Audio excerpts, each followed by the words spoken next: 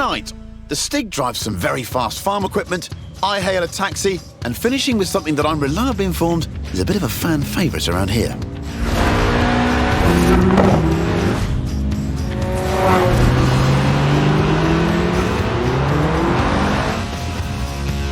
I'm Chris Harris, and this is the Top Gear Horizon Special.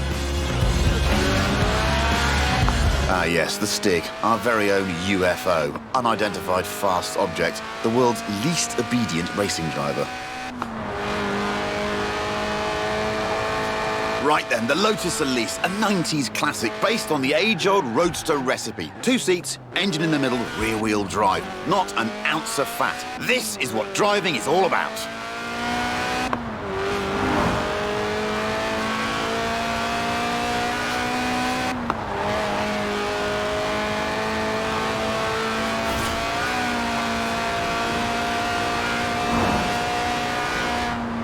But this isn't just any Elise, it's a Sport 190, a tuned-up, stripped-out Elise for track days. Even the passenger seat is an optional extra. But who needs friends anyway? Friends are expensive and heavy.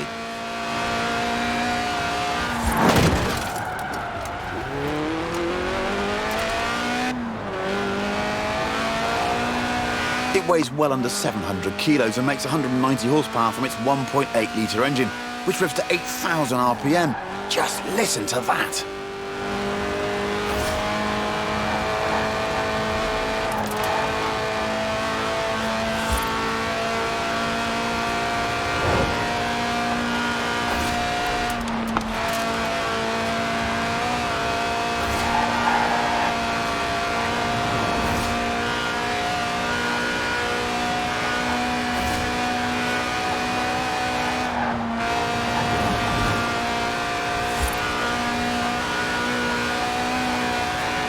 And of course, because it's a Lotus, it sticks to the famous philosophy of the man who founded the company, Colin Chapman. Simplify, then add lightness, he said.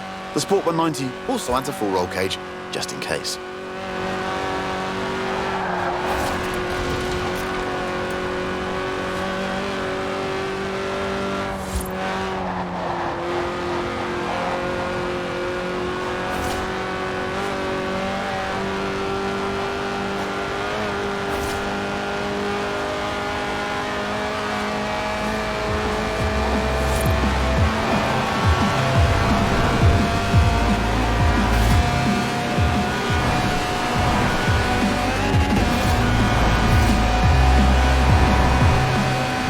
Made it! Was there ever any doubt? The Series 1 Elise is, after all, one of the best handling cars ever made. The Sport 190 is its hardcore cousin, a road-going racer you can drive to work. And across fields, it turns out. But if it's true agricultural transport you're after, we have just the thing.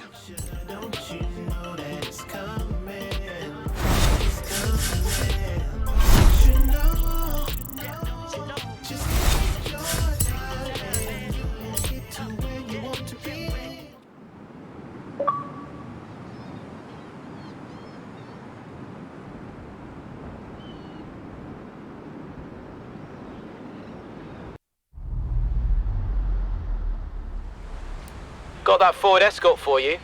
Bring an attitude.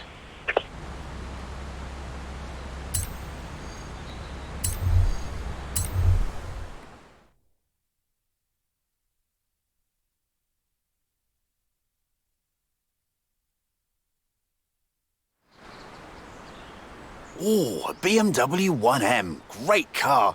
Hang on, that's my BMW 1M.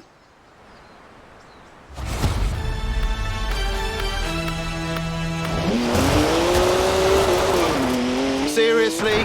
Not funny. Who gave Stig the keys?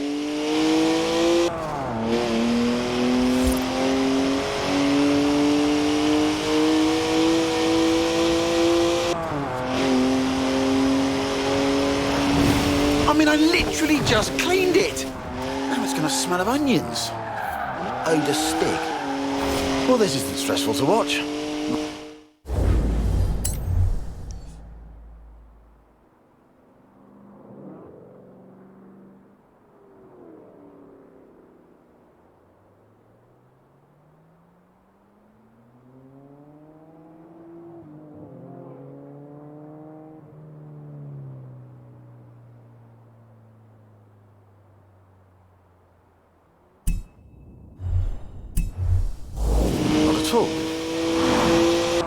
It's a BMW, so of course it's rear-wheel drive. 50-50 weight distribution too. It's a natural-born drifter. That's the last time we leave Stig unattended. Am I the only one who remembers Budapest? It's electronically restrained to 155 miles an hour, but it could definitely go quicker. In 200 meters, turn left.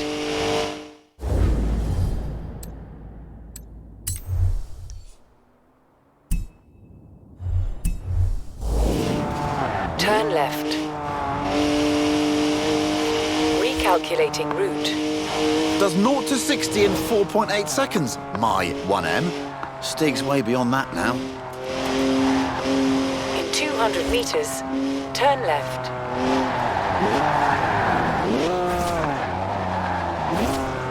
3-litre straight six, 335 horsepower, 2 turbos, and as much sideways action as you like. In 400 meters, turn left.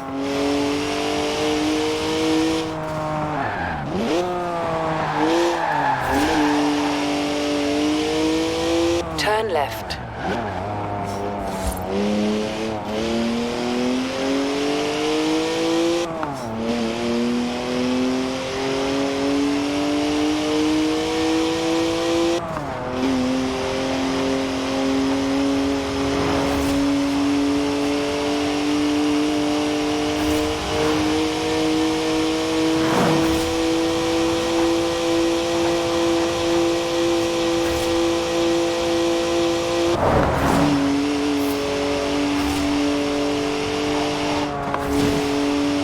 One of the best BMWs ever made, this. Born to be driven by me. Got to admit, though, Stig does kind of suit it. At the roundabout, take the second exit.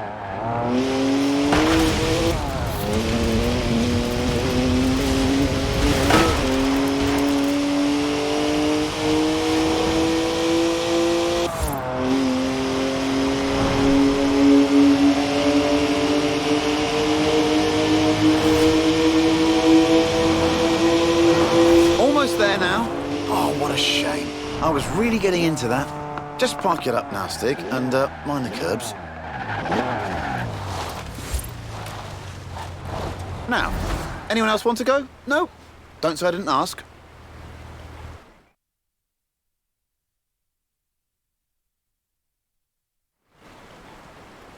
Right.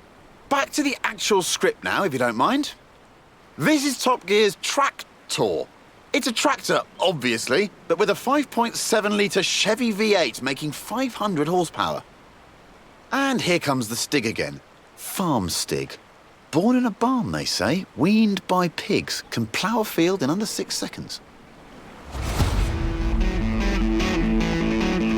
There's a speed camera on the M68. Rumour has it, it only flashes above 87.2 miles an hour.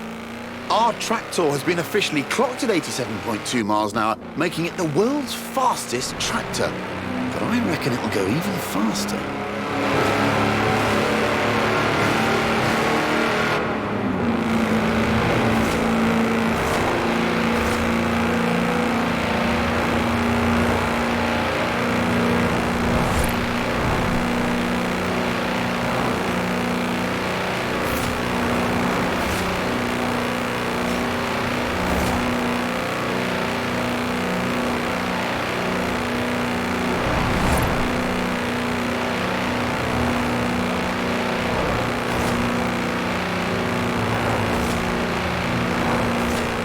Steady on, Stig.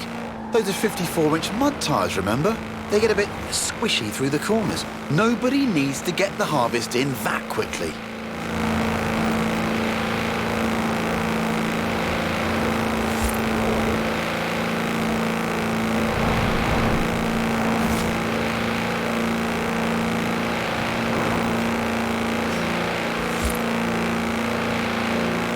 Right, here comes the speed camera. Hope they put some film in it. Whoa! Have you ever seen anything like it? That's a new tractor speed record and some impressive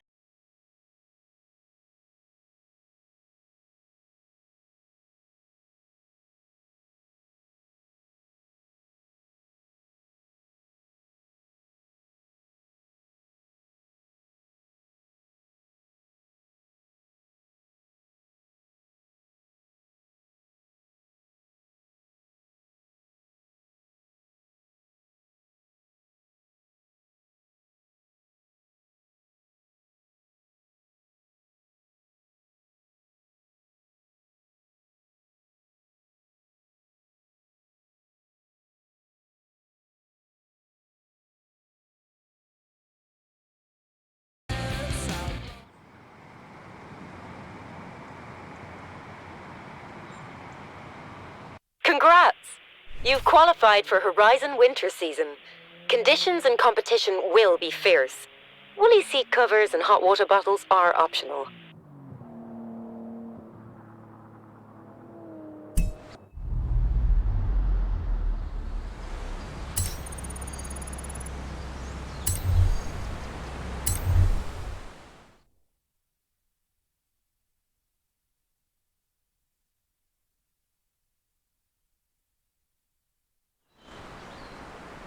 I called a cab earlier. Local company, Aisha's Taxis. Excellent service. Got me here in no time.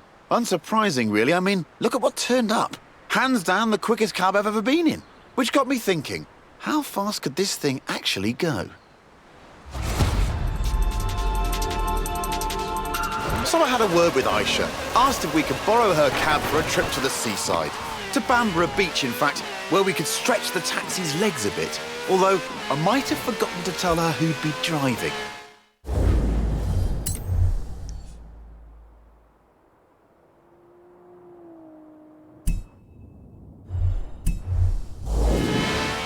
You've guessed it.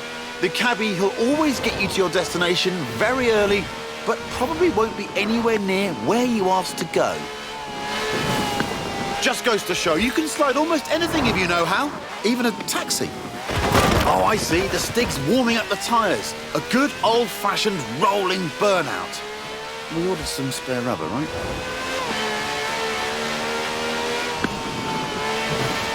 Now that's what I call a cab. No clattery diesel engine here. This is a V12 with over 750 horsepower, plus bucket seats. Beaded bucket seats, presumably.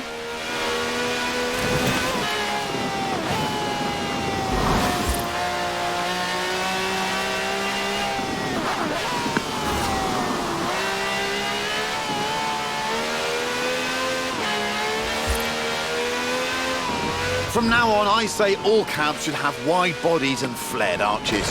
Think about it. More stability, more speed, more downforce, more room for your terrified passengers.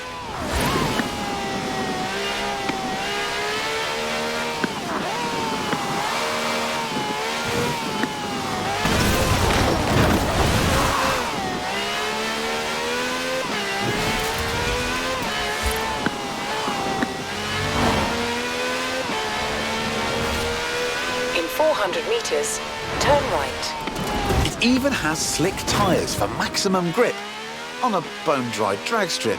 So they should be interesting when we hit the beach.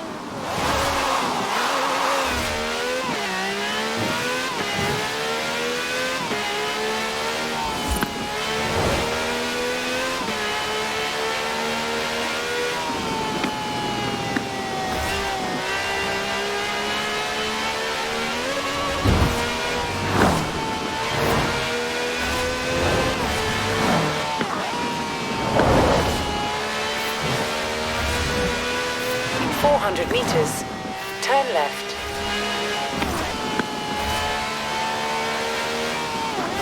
Turn left.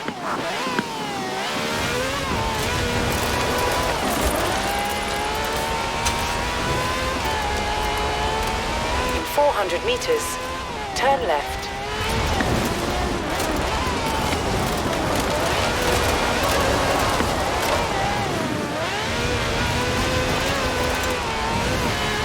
Turn left.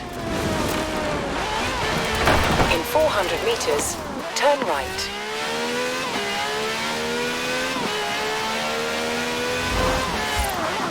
Turn right.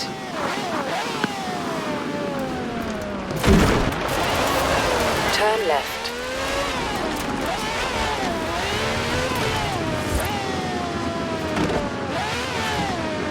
Good work from the Stig there. I'd say we're nicely warmed up for the next bit.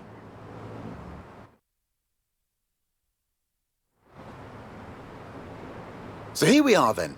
In the old days, daredevils used smooth, sandy beaches like this to see how fast their cars could go. Many early land speed records were set on beaches. Miles of space, nothing to hit. Sounds easy, right? Oh, look at that! Laying some pretty squirmy tracks there, Stiggy. That's what happens with 750 horsepower on sand.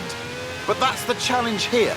Go as fast as possible all the way to the top of the beach. The thing is, there's something I haven't told the Stig.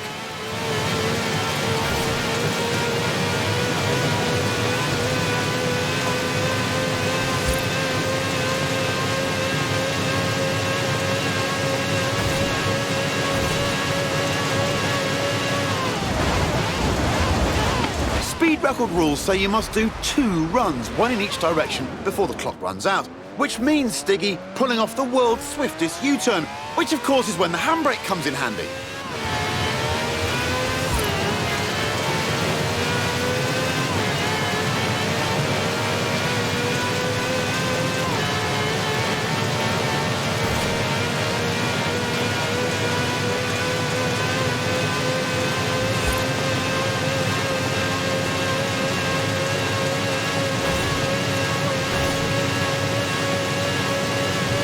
A 5-star ride from the Stig there. Minicab, maximum speed. Next time I need a ride to the airport, I know who I'm calling. And all of this off-road action has given me an idea.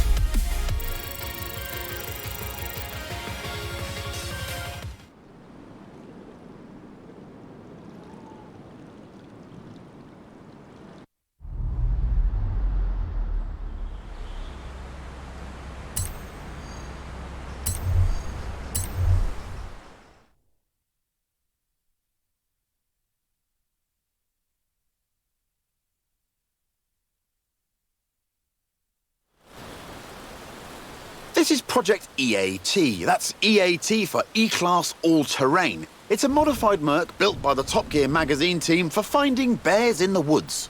Not many bears around here, though.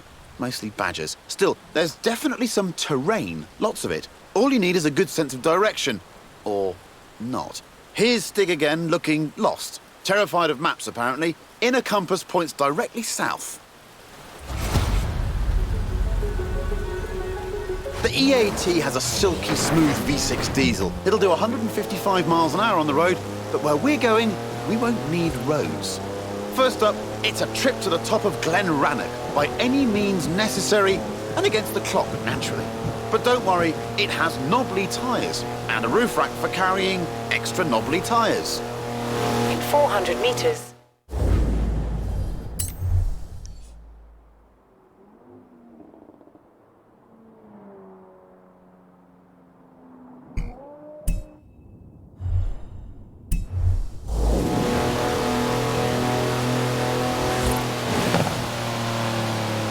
Turn left.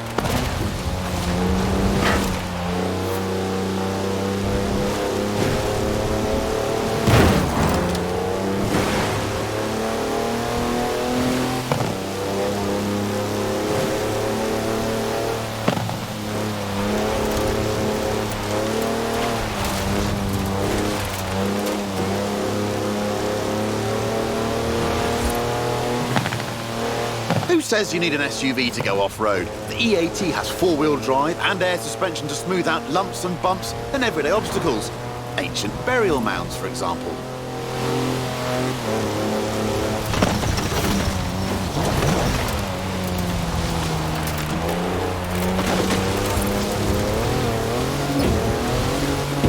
Well, it is a Mercedes wagon, so it's tough. And if you really want to smash stuff up, there's even a pickaxe in the back.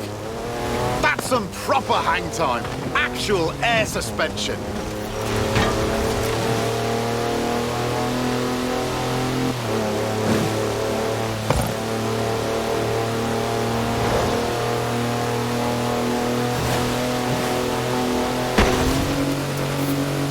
400 meters, turn right. Watch out here. I bet nobody checked the train timetable. Does anybody check train timetables anymore? It also has 340 horsepower, more torque than a cruise ship, and gets to 60 miles an hour in just over 5 seconds.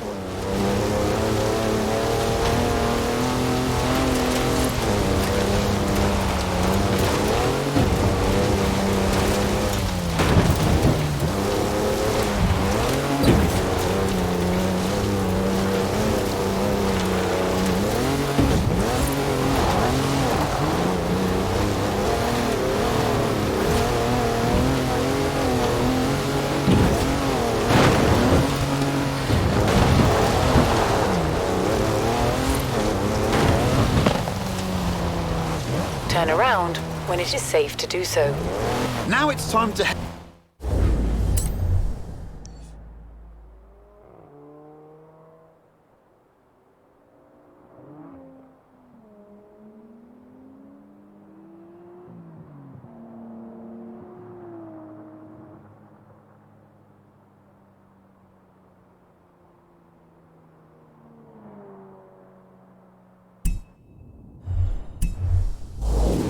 way over there, to the very top of Arthur's Seat. But first, what goes up must come down.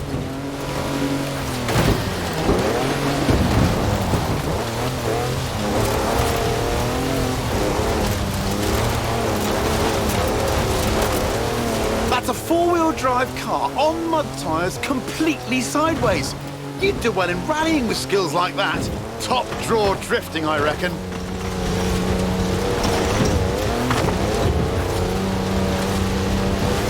Turn around when it is safe to do so.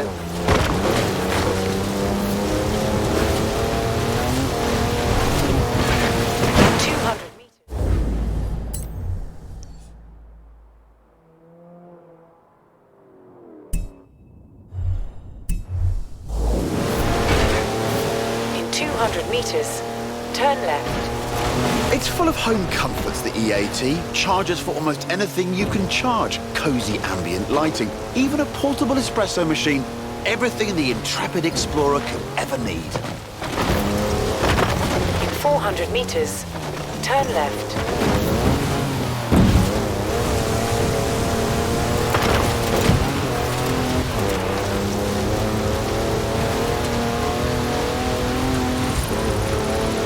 Recalculating route.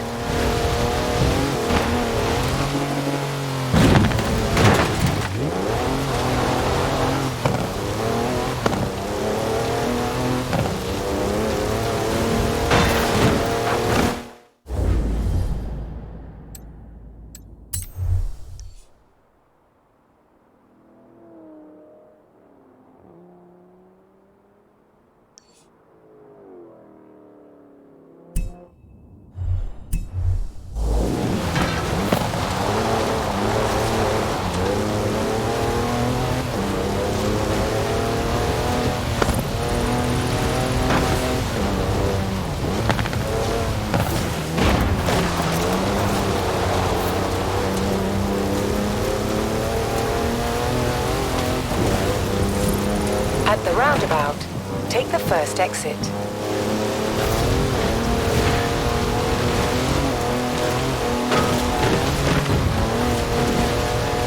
All right, all this adventure kit's had a tiny effect on the fuel efficiency. Good job the roof rack holds 2 cans of diesel, and there's another one in the back. Just don't confuse them with your drinking water. Oh, nice drive! Right down the middle of the fairway.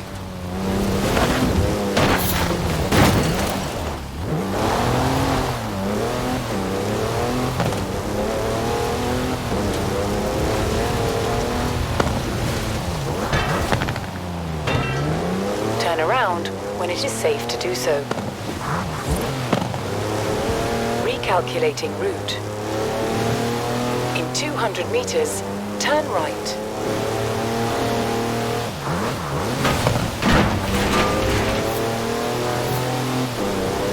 On to the final stretch now. Just the small matter of getting up Arthur's Seat. The clock's ticking, so better step on it, Stiggy.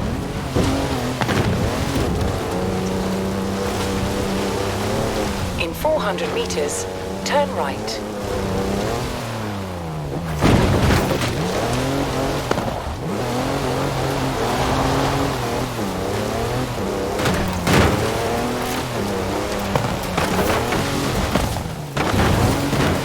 turn right.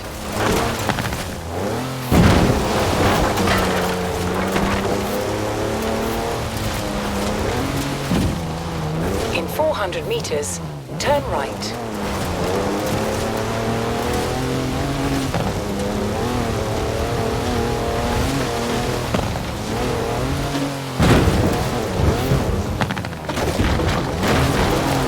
And there we go, the top of Arthur's seat. No idea who Arthur is, by the way, or why his seat's so big. Nice view, though. Shame there's no time to stick around.